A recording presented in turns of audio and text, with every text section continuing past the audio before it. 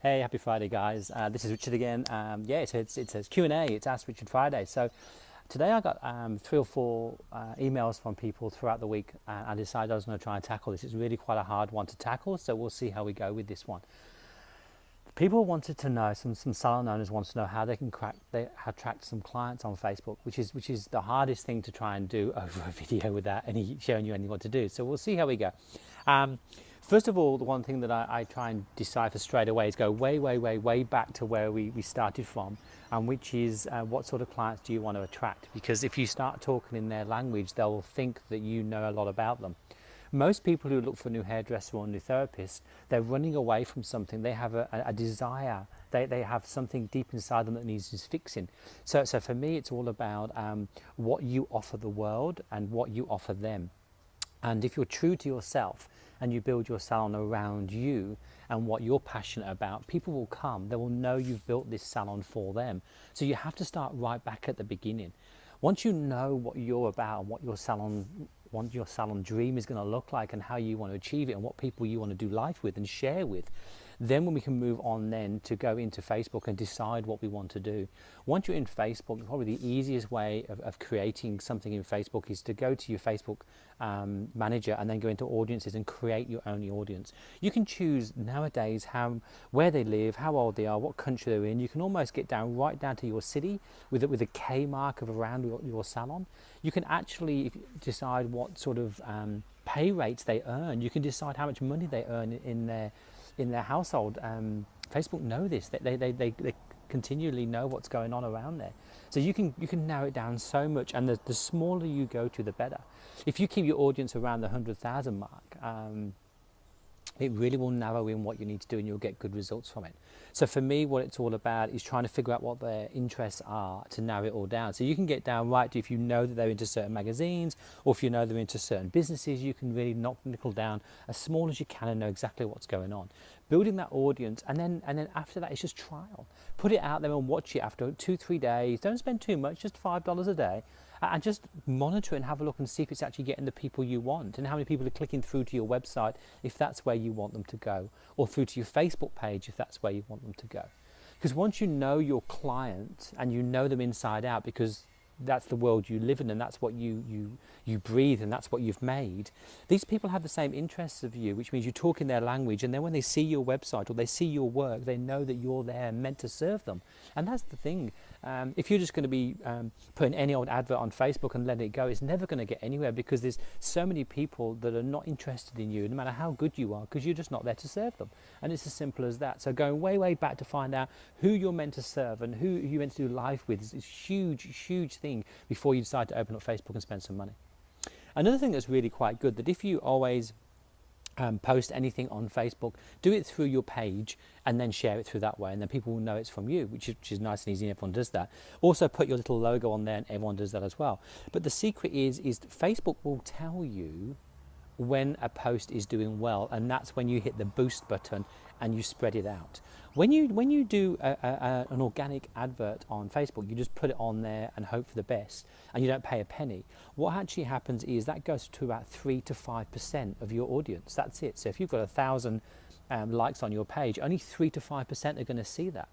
So what happens is when you boost it, more people are going to see it. And then once Facebook realizes that you're actually relevant to these people, next time you put a post on, you might reach 6 or 7% of your audiences, and you keep doing that.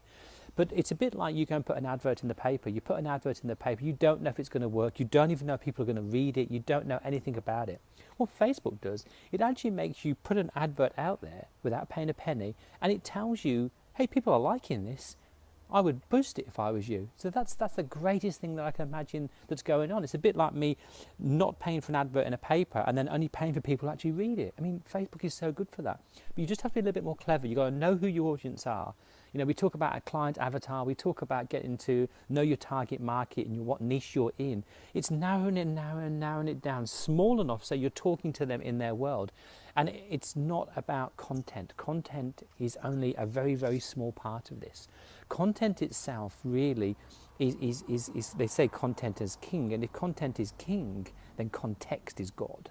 So context is when you're talking in their language and is irrelevant to everybody else but them. That is the key to Facebook. And then you can start doing your Facebook ads and start seeing through that. So if I was going to do a Facebook page today and I was a salon owner, I would choose my area, no more than 5Ks away. I would choose a certain taking criteria, because I'd have a high-end salon, because that's what I do my best work in. I like to do people that have a plan that come back regular. And I would literally work at that. I would find out their likes. I know what cars they drive. I know my clients very well. I know their favourite colours because I've asked them. That's what I've done. I mean, you could do the same thing.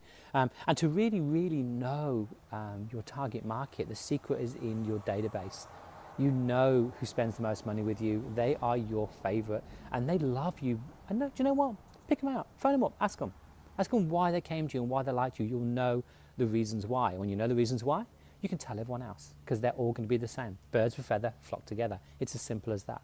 So you want to do good on Facebook, it starts way, way before then. Building up what you're all about, what your salon's all about, who you're meant to serve.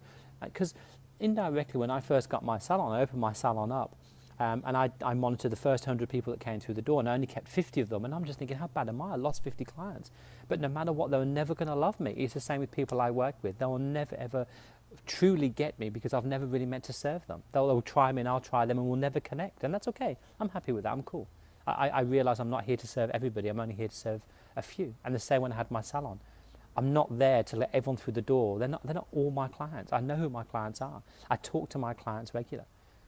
So there you go. If you like what I do on Facebook, there's a reason why I do it. So if you actually resonate with what I say, it's because I think you're part of the person I want to do life with. You're the person that I think you're the one I do good work with. And that's why I write in your language. That's why some people say to me, it's just like you're reading my mind. Well, it is, because that's who I do my work with. That's me.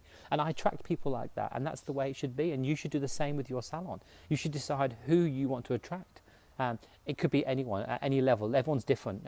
Cheap end, high end, middle end, you name it. You've got your own target market. This is something that's unique to you. We teach this. We pull it out of you, but you know it's there. You're not meant to serve certain people. And it's the same with staff. When you build this salon around you and who you are, the staff will know and they'll be loyal because they believe your story. We're getting quite deep now, but to me, that's how Facebook should be. You need to know your client inside out.